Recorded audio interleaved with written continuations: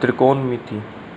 त्रिकोणमिति से मतलब होता है, देखिए त्रि का मतलब 3, कोण और मिति का मतलब आकृति, 3 कोण वाली आकृति। अतः जो 3 कोण वाली आकृति हुई वो हम नाम से समझ गए एक तरह से त्रिभुज हुआ।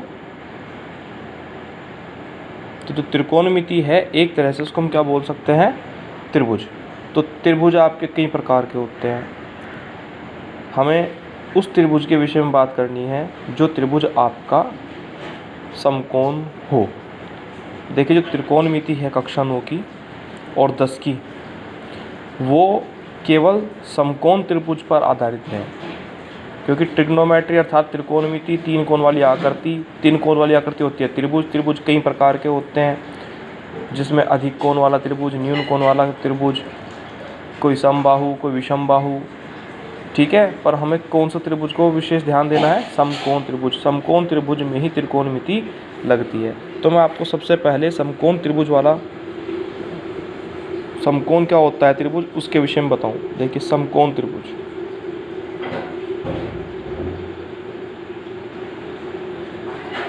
समकोण त्रिभुज वह त्रिभुज होता है जिसमें एक कोण 90 डिग्री हो। एक कोण, चूंकि त्रिभुज के तीनों कोणों का योग 180 होता है, तो तीनों कोण कैसे भी हों उनका योग 180 होना चाहिए। पर मैंने क्या शर्त रख दी कि बस एक कोण कितना हो, 90 हो, और जो बाकी 2 कोण बच गए उनका योग 90 हो, तभी तो 90 90 180 होगा। तो विशेष हमें यह समझना है जो त्रिभुज है वो समकोण होना चाहिए। समकोण त्रिभुज वह होता है जिसमें एक कोण कितने अंश का होता है, 90 डिग्री का। देखिए इस तरह से 90 अंश, जैसे कि हमने ज़मीन पर कोई कील गाड़ दी हो, कोई बल्ली गाड़ दी हो, कोई खंभा गाड़ दिया हो, तो पूरा लंबवत खड़ा होता है, तिरछा नहीं, बिल्कुल सीधा, जैसे कि हम सीधा खड़े होते हैं ज़मीन पर। तो जो ज़मीन है वो हमारे लिए हो गई आधार,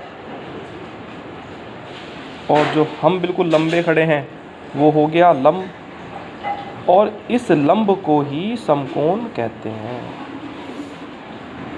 ठीक। और अगर हम ये इस दूरी को नापने के लिए चलें तो ये इस तरह से मिलाने से ये जो आपकी आकृति आई है, देखिए 3 कोण है, 1 2 3, एक तो पता लगी गया हमें 90 है, बाकी ये जो 2 बच गए इन दोनों का योग 90 हो सकता है। तो इसका और इसका नहीं, अर्थात विशेष महत्व इन दोनों को दिया जाएगा। ये तो निश्चित 90 हो ही गया, इसकी तो कभी कोई ज़रूरत पड़ेगी ही नहीं। जो पढ़ने वाली ज़रूरत है वो या तो इसकी या फिर इस कोण की, ठीक। अब ये मैं बार बार इशारा कर रहा हूँ इस उस, अतः इसका नाम हो जाना चाहिए जिससे कि नाम सहित बोला जाए। तो ये जो त्रिभुज बना है, इसीलिए हम इसे अपनी इच्छा अनुसार या प्रश्न के दिए अनुसार A B C या कभी P Q R L M N कुछ भी लिख सकते हैं। तो जो ये शीर्ष पर है, शीर्ष, इसे कहते हैं कोण A। क्या कहते हैं इसको, कोण A, और लिखा जाता है ये ऐसे, ठीक है। और जो ये नीचे रह गया इसे कहते हैं कोण C, और ये लिखा जाता है ऐसे, ये इस तरह से। ये एंगल, ये कोण का निशान है, पहचान है, और जिस भी कोण की आप बात कर रहे हो आप यहाँ लिख सकते हैं। A है तो A लिखेंगे, B है तो B लिखेंगे, C है तो C लिखेंगे। चूँकि यहाँ पे कोण B 90 है और 90 के निशान को हम इस तरह से व्यक्त करते हैं। ये जो निशान मैंने बनाया है ना, जैसे एक आयत बन गया हो, तो ये पहचान है 90 अंश के कोण की कि ये 90 है। लिखो या ना लिखो तो स्वतः ही दिखता है कि ये 90 है। तो फिर समझिए आप ध्यान से, जो शीर्ष वाला है वो कोण A है, वो ऐसे लिखा जाएगा। जो नीचे है वो कोण C, वो ऐसे लिखा जाएगा। समकोण कोण B 90 डिग्री है, वो हम ऐसे दर्शाएंगे। और यहाँ पे 3 कोण हो गए, आकृति दिखाई देगी, त्रिभुज हो गया। और अब दूसरी बात, इसमें एक तो लंब है, एक आधार है, और जो 90 के सामने वाली भुजा है वो हमेशा क्या कहलाती है, कर्ण कहलाती है। क्या कहलाती है, कि जो लंबी है भुजा ये कर्ण है, और ये कर्ण सबसे बड़ी भुजा होती है। यहाँ पे 3 भुजाएं आपको मिली, एक तो कर्ण, एक लंब, एक आधार।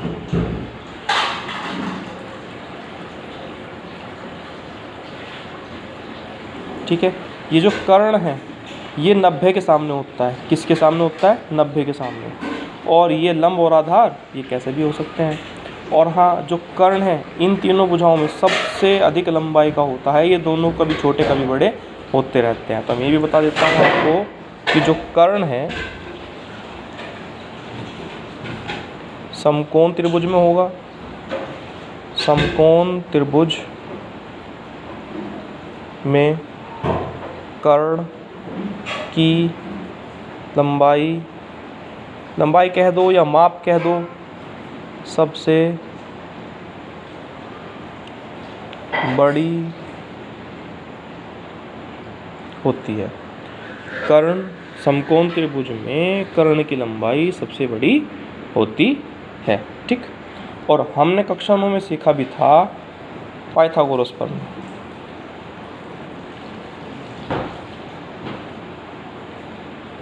पाइथागोरस प्रमेय क्या थी?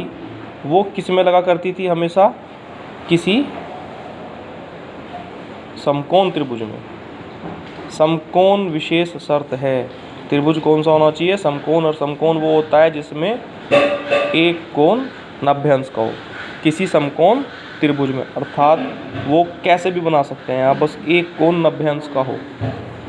अब ये देखिए, जरूरी नहीं कि आपको हमेशा वो इसी तरह से लंब मिलेगा।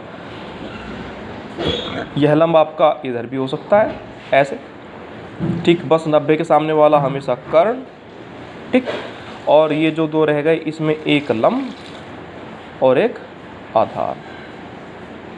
क्या संबंध था? जो सबसे बड़ी भुजा है कर्ण का वर्ग लंब का वर्ग प्लस आधार का वर्ग, ये हमारी पाइथागोरस प्रमेय थी। ठीक, चलिए अब आपको कुछ नोटिफिकेशन देता हूँ। देखिए, हम कर्ण को अपनी तरफ से k से मान लेते हैं, लंब को अपनी तरफ से l मान लेते हैं और आधार को अपनी तरफ से a मान लेते हैं। तो ये क्या बन जाएगा कि कर्ण का वर्ग बराबर लंब का वर्ग जमा आधार का वर्ग। और आगे चल के इनके नाम भी हुआ करेंगे A B C। तो हम ना तो कर्ण लिखेंगे ना k लिखेंगे, हम क्या लिखेंगे? जिस तरह से यहाँ पे अगर कर्ण की बात आएगी तो कर्ण क्या है? देखिए ध्यान से, जो कर्ण है वो AC है ना, तो हम कर्ण के बदले AC। लंब क्या है? AB, तो हम क्या लिखेंगे? AB। और आधार क्या है? BC, तो हम क्या लिखेंगे? BC। ये ज़रूरी है हमारे लिए समझना कि जिसका हम नाम ले रहे हैं त्रिभुज में भुजा का, उसको आपने संकेत क्या दिया। जिस तरह से यहाँ पे तो कोई नाम नहीं लिखा, तो इनकी माप तो होगी, कुछ ना कुछ माप लिख सकते थे, या फिर हम इसका नाम लिखेंगे। नाम लिखने के आधार के बाद हम बताएंगे कि जो कर्ण है वो AB है या BC है या CA है। इस तरह से हम अपने इस पाइथागोरस प्रमेय को समझ सकते हैं। देखिए, त्रिकोणमिति समझने के लिए ये जो मैंने कंसेप्ट बताया है कि कर्ण किसे कहते हैं, लंब किसे कहते हैं,